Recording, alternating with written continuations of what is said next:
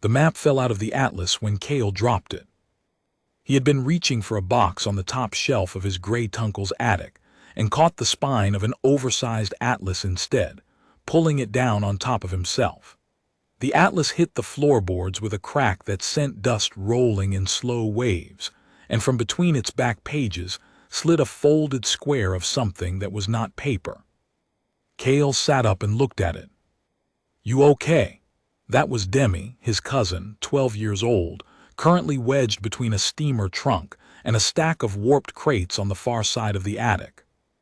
"Fine." He picked up the folded square. It was stiff, almost rigid and lighter than he expected, the color of old cream, not yellowed with age but smooth, the way something that has simply been waiting feels different from something that has been decaying.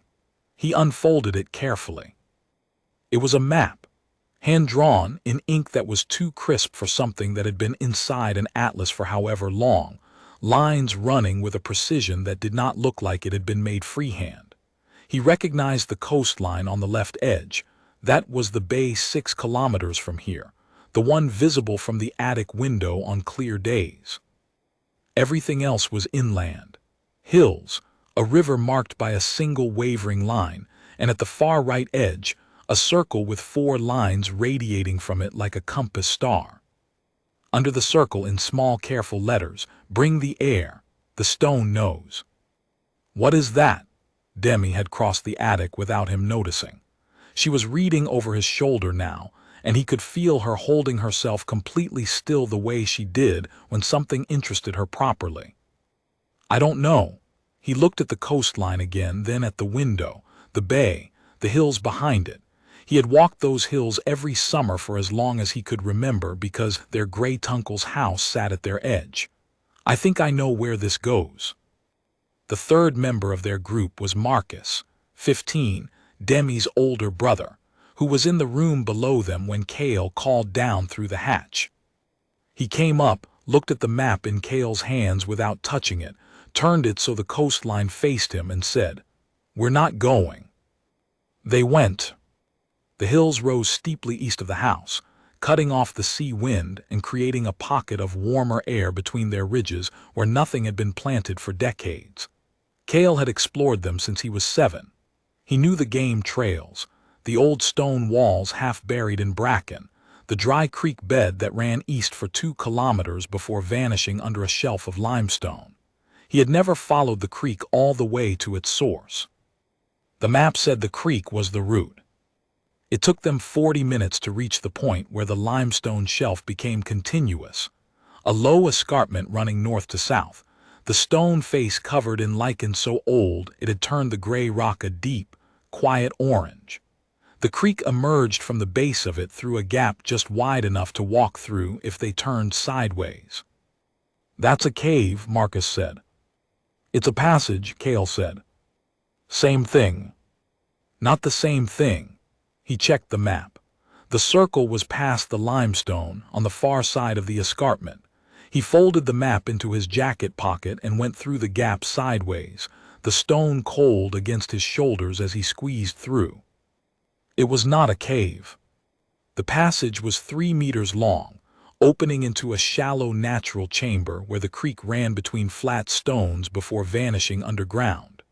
The chamber had light, a vertical crack in the ceiling, let in a column of afternoon sun, catching dust and the faint mist from the underground water below.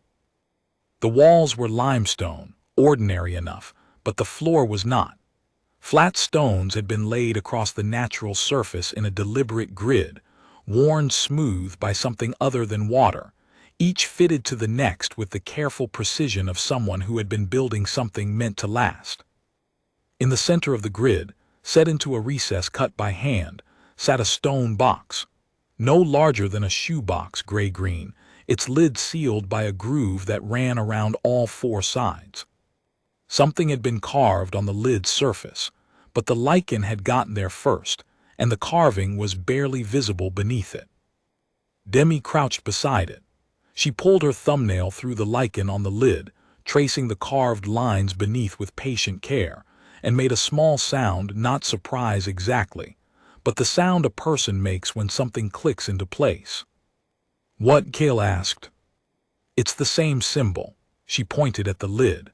Under the lichen, barely legible, was a compass star with 4 radiating lines, the same one from the map.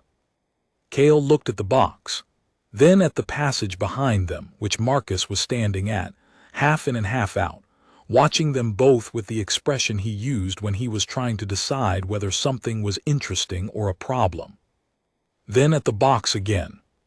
He knelt beside it and pressed on the lid. It did not move.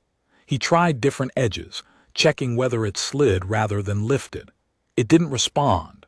The seal was tight. Centuries of settle and rainwater and geological patience had fused the fitted joint into something that might as well have been solid stone. "Map said bring the air," Demi said. "What does that mean?" "No idea." Cale sat back on his heels. The column of light from the ceiling cut across the box and across his hands. He looked at his hands. "How old is this?" "The family." "Uncle Steve is the one who would know. He had all the books." Demi glanced around the chamber. This was his. The map was in his atlas. Their great-uncle had died 8 months ago, which was why the 3 of them were here helping clear the house. He had been 94, had never explained his filing system, and had owned more books than anyone Cale had ever met. He had also apparently known about this. The map had not been lost. It had been kept. Cale pressed his palm flat on the lid. The lid opened. Not immediately. There was a pause of perhaps 2 seconds, long enough that Cale had already started to think nothing was happening, and then the groove around the lid's edge fractured along its length with a sound like snapping ice, and the lid rose a centimeter on its own. Cale lifted it the rest of the way and set it on the flat stones beside the box. Inside, resting on a lining of material that had once been fabric but had compressed over time into something closer to felt, lay a pendant. Smaller than his palm, on a chain so fine it looked like it might not be metal at all. The pendant itself was a disc, smooth on the outer edge, with a surface covered in the same compass star pattern from the lid and the map. But here the carving was sharp and deep and completely clear, every line precise. The center of the star contained a single symbol he didn't recognize at first, a circle with a smaller circle inside it, connected by 4 short spokes. It was warm. Not room warm, actively warm, like something that had just been in sunlight, though it had been sealed in stone in a lightless chamber for longer than any of them could guess. Marcus had come all the way in. He was standing at the edge of the tiled floor, arms crossed, looking at the pendant in the box. "Don't touch it." Cale touched it. The chamber changed. The walls did not move. Nothing structural shifted. But the light in the room doubled, not from the ceiling crack, which remained the same as before, but from the pendant itself, which had begun to glow with a light the color of clear water in shallow sun. The glow spread along the chain in both directions, and then into the tile floor, tracing the grid lines between the stones in thin, bright threads. The threads moved outward from the point where Cale knelt, following the lines of the laid floor, reaching the chamber walls and climbing them, illuminating carvings that had been hidden under centuries of accumulated mineral shadow and deep, patient dark. The walls were covered in them, not lichen, carving. Figures, text, diagrams, lines connecting compass stars to other symbols, a dense record covering every surface from floor to ceiling crack and continuing above it into the limestone beyond. Whatever had been built here had been built to hold something enormous, and the pendant in Cale's hand was the mechanism the builders had trusted with the single decision of whether the person holding it was the right person. "Cale," Demi said. Her voice was completely level, which was how he knew she was frightened. "I'm okay," he said. He was more than okay. The warmth from the pendant was traveling up his arm, not painfully, not even unusually. It felt like the way sunlight feels when you've been inside for too long and then step outdoors and the light finds you. Like recognition, if recognition were a physical sensation rather than a thought. He looked at the symbol in the center of the pendant, the circle within a circle, the four spokes. He had seen this before. Not in this chamber, not in any book he had opened in the attic.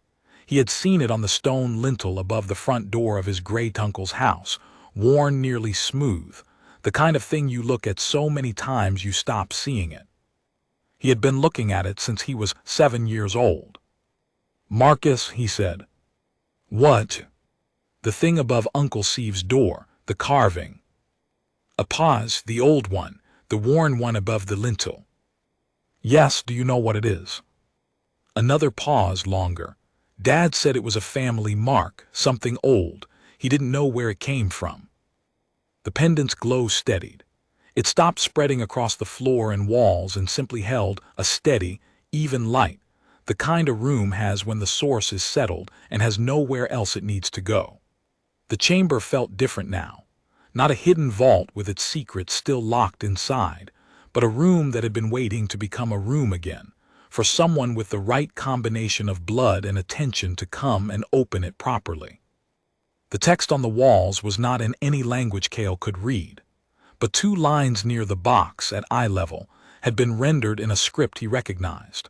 Old, and not the form they used now, but readable if you went slowly, the way you can read a very old handwritten letter by tracing each shape with care rather than speed.